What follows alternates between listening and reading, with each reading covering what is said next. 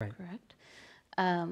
I thought that was a first for a comic book artist. I did do the research, but Joe says that he thinks I'm wrong. So I wouldn't know, but maybe if anyone here figures it out, you can let me know and I'll give you a little reward. Receiving that fellowship, I'm wondering if that was a moment for you where you could really accept the accolades and the honor, or if you were still struggling with feelings of being a fraud or some kind of illegitimacy, which you sometimes express in your comics. by that point, a lot of my earlier insecurities about my own work had left me. Now, if I have insecurities about my own work, it's more about, am I pulling off what I'm trying to accomplish? It's hard to know because you write, sometimes these comics are written years before Right. they're finished and published, so, okay. Right. Good to catch up with where you're at. Yeah. Well, it's funny because, like with the Guggenheim thing, I was living in New York at the time, and there were some people who received the Guggenheim. I think Spiegelman Oh, okay. received the That would Guggenheim, make and actually, sense. he was involved in helping me get it as far as a recommendation goes. But the funny thing about getting something like that is you actually have to apply for it, which is somewhat painful, and you have to also say what it would be for. So, I kind of just wanted some money to come in so I could think of my next project, but this is requiring you to think of your project before you can get the money. And so I thought, okay, I'll go back to Bosnia and do this story, The Fixer. I'll go and see if I can find this guy who I'd met in Sarajevo some years before. I thought of it as just a nice influx of cash.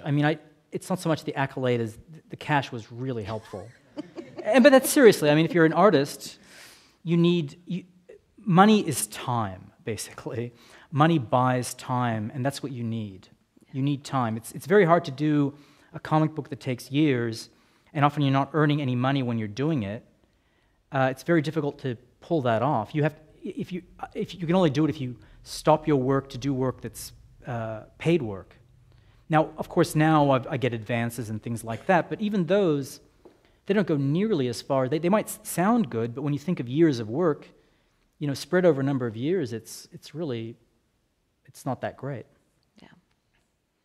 I'd take the cash over accolades as well, just in case anyone wanted to give me either one of them. Switching gears a little bit, I'm curious how your experience of having a multinational upbringing, really. You're born in Malta, moved to Australia when you were 1, and then the States at 12, but certainly Malta has been a strong influence and you've gone back to live there. How that's informed your worldview, whether you go to these places with this strong American identity or with kind of an expanded perspective that maybe helps you integrate with people that would be suspect of a Westerner. Sorry, that's a 3-parter.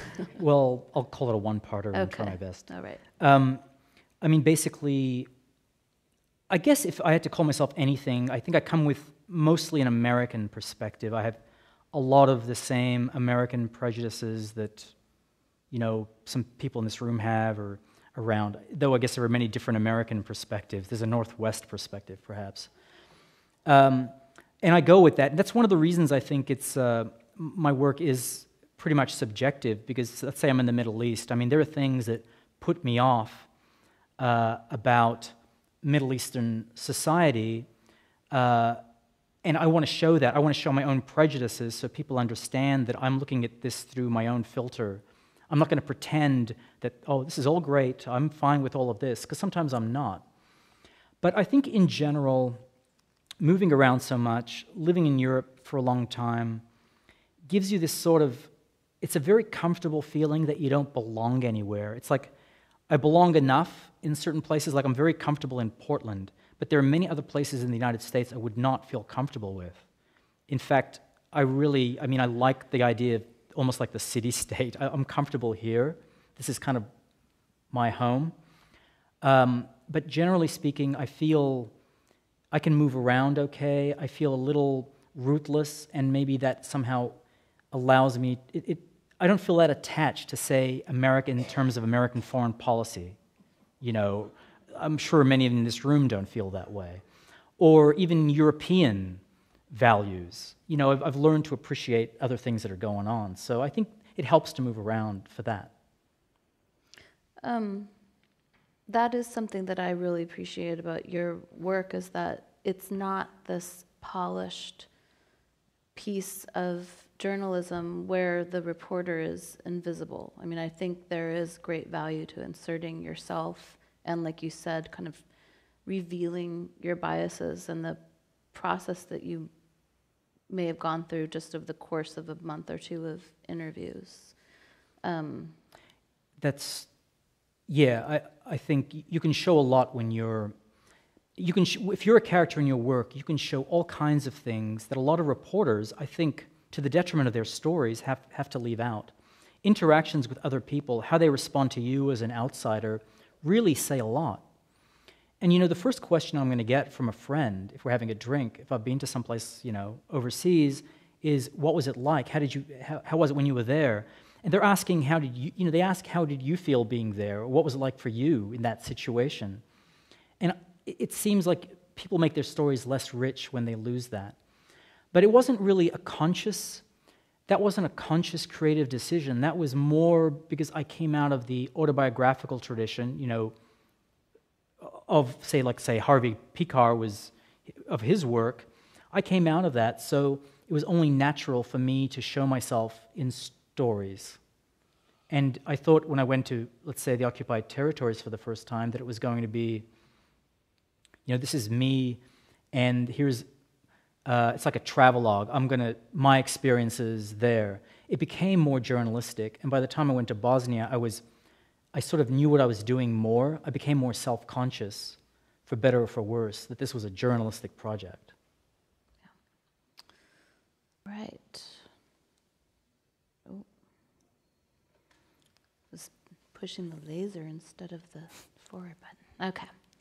So your latest book, Footnotes in Gaza, details 2 all but forgotten episodes in the ongoing Israeli-Palestinian conflict. I asked Joe to help me with pronunciations, but these are new. It's Rafah and Han Yunus, that's right. Han Yunus, okay.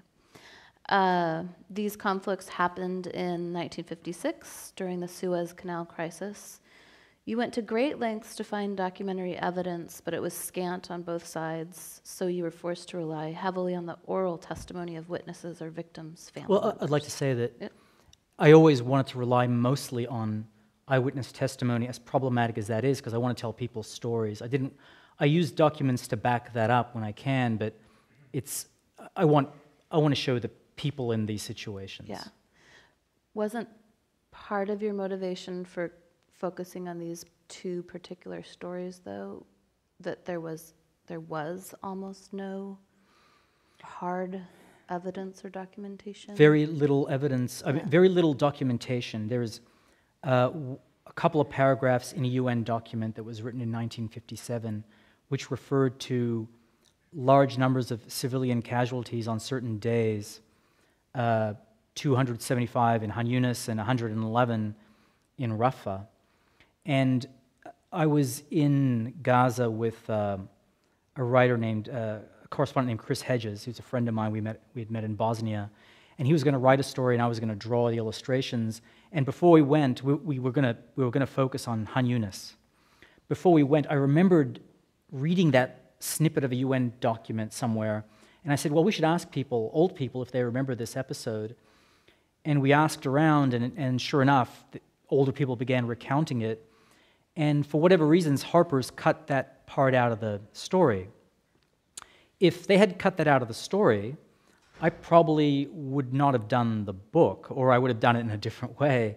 But the fact that they cut it out just made me think, you know what, this needs to be told somehow. Those people, they're still alive. A lot of them are still alive, a lot of people who remembered it. So what's stopping me from going and trying to get this story?